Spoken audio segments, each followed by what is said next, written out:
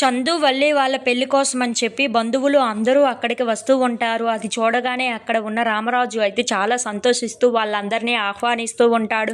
ఇంతలో వల్లిని వాళ్ళ అమ్మ, వాళ్ళ చెల్లి వాళ్ళు అయితే తనని రెడీ చేస్తూ ఉంటారు. అది చూడగానే అక్కడ ఉన్న వల్లి అయితే చాలా సంతోషిస్తూ ఉంటుంది. ఇంతలో పెళ్ళికి కావలసినవన్నీ అరేంజ్మెంట్ చేస్తూ ఉంటారు. అక్కడికి ప్రేమ వస్తూ ఉంటుంది. అది చూడగానే అక్కడ ఉన్న ధీరజ్ అయితే ఒక్కసారిగా షాక్ అయిపోతూ ఉంటాడు. ఇది నేను కొనిచ్చిన చీరే కదా, ఈ చీరలో ఎంత బాగుందో అని చెప్పేసి అయితే అనుకుంటూ ప్రేమ వైపు ధీరజ్ అలా చూస్తూ ఉండిపోతాడు. ఇంతలో అక్కడ ఉన్న ప్రేమ ధీరజ్ దగ్గరికి వస్తూ ఉంటుంది. అది చూడగానే అక్కడ ఉన్న ధీరజ్ అయితే అలా అక్కడ ఉన్న ప్రేమను చూస్తూ ఉండిపోతాడు.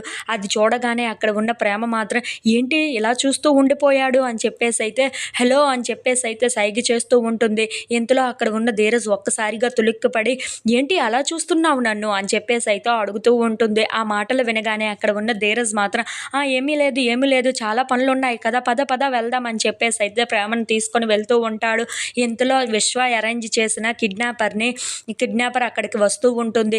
అక్కడ ఉన్న ఆ కిడ్నాపర్ ఎలాగైనా సరే పెళ్లి కూతుర్ని తీసుకొని వచ్చేయాలి అని విశ్వ చెప్పాడు కాబట్టి ఎలాగైనా అక్కడికి వెళ్ళి ఆ పెళ్లి కూతుర్ని కిడ్నాప్ చేసి తీసుకొని వెళ్ళిపోవాలి అని చెప్పేసి అయితే అనుకుంటూ పెళ్లి కూతురు దగ్గరికి వస్తూ ఉంటుంది.